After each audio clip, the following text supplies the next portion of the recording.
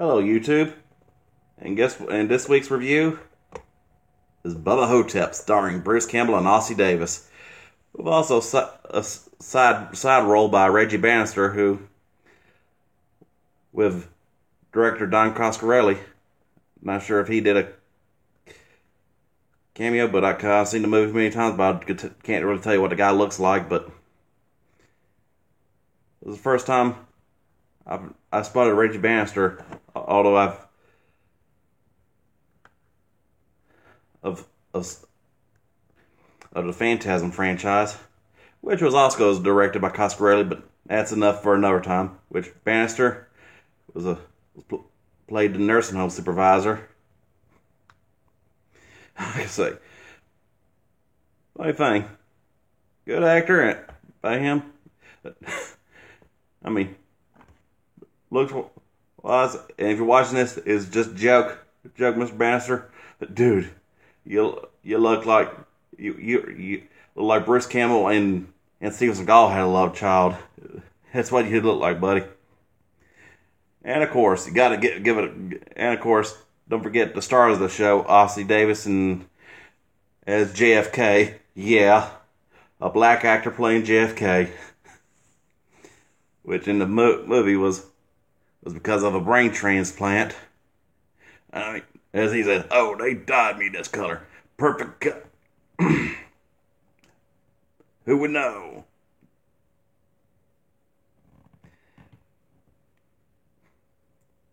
And of course, Bruce Campbell as Elvis, or should I say Sebastian Haff, as later on in the movie explained that Elvis faked his death and went in hiding as an impersonator who who swapped places. and this movie is, I mean, for a horror fan or a Bruce Campbell fan, Bubba Ho-Tep is a highly recommendation.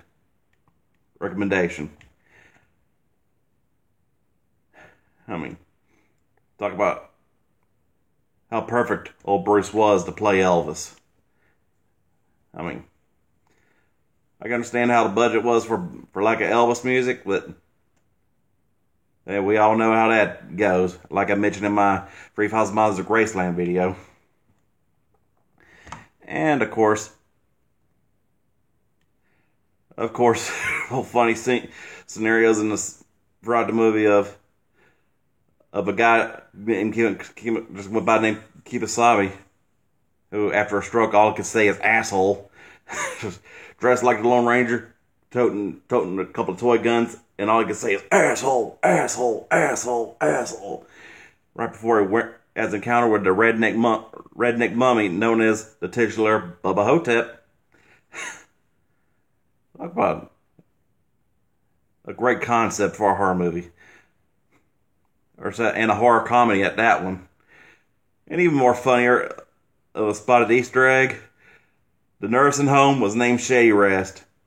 now every time I hear that, we're going to have Flat and Scruggs doing the Petticoat Junction theme going, when you hear the dinner bell at the Shady Rest Motel at the junction. Even though it was a nursing home, but still, that's a hell of a name for a nursing home. Shady Rest. Oh, that's the thing with movies and shows. It's always old folks' homes got to be shady or pines, like Shady Pines from Golden Girls. And of course,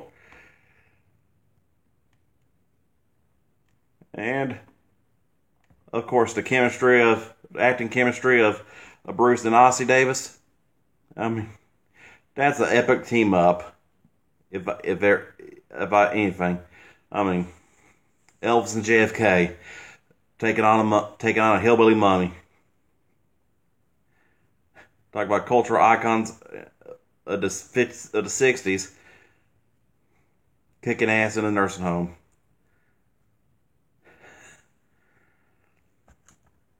And of course, I have. Hold on, I'm trying to think. I'm brain farting right now.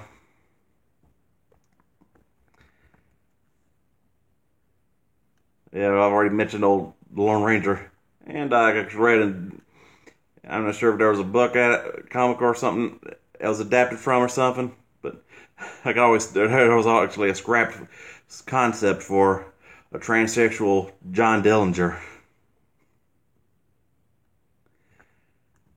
That was supposed to be in the draft, but that was scrapped. And of course, when it comes to excellent horror movie directors, Don Coscarelli, along with Bruce Campbell's best friend Sam Raimi, are always some underrated ones, alongside which don't get as much praise as the late great Wes Craven, R.I.P. man. And of course, a few side characters like the nurse, oh Mr. Half, and those two guys who did the who every time after the guys died, somebody died in their home, always had like some phones, and they were always dressed like they were dressed like they were from the 1960s in the time warp. And then you get a slight cameo of the first to die of Harrison Young, who was a beat actor in a lot of horror movies like House of Thousand Corpses. That's for another review. And a lot of old hilarious hijinks there with the first sign of noticing there was a bug, there was a a demon going around. A whole giant bug that only could appear in horror movies. I mean, it looked like something out of Joe's apartment, but as old people. And of course,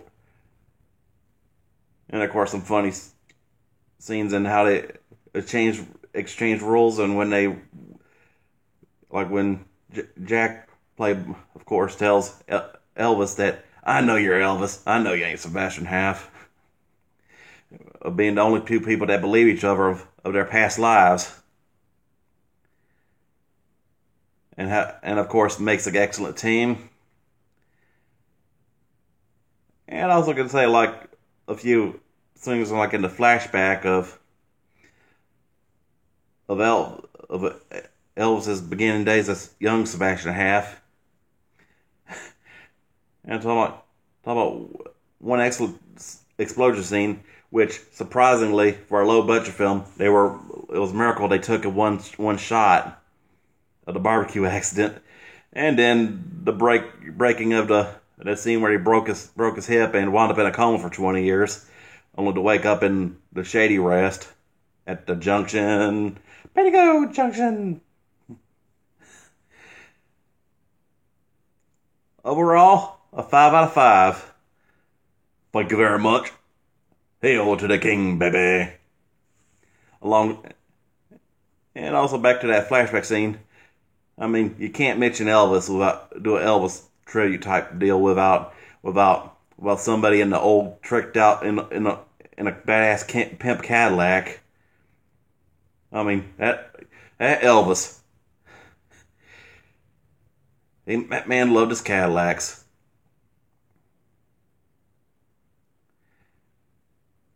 But like I said, a 5 out of 5, and it's a must watch for anybody who's a fan of Elvis or Bruce Campbell or horror in general. I mean, Redneck Mummy is the only movie you can actually see that in. Never thought that who would have thought that would have made a great concept. So, enjoy, people. Or I should also mention of when it comes to B-movie horror, you got to hail to the king, aka Bruce Campbell. I mean, that man is one underrated actor. I mean, a lot of A movies would have been better if it was him instead of some overrated hack. I'm not going to say names because I don't want to be sued or anything. So because my reviews is partially satire. But hey, enjoy, people. Out.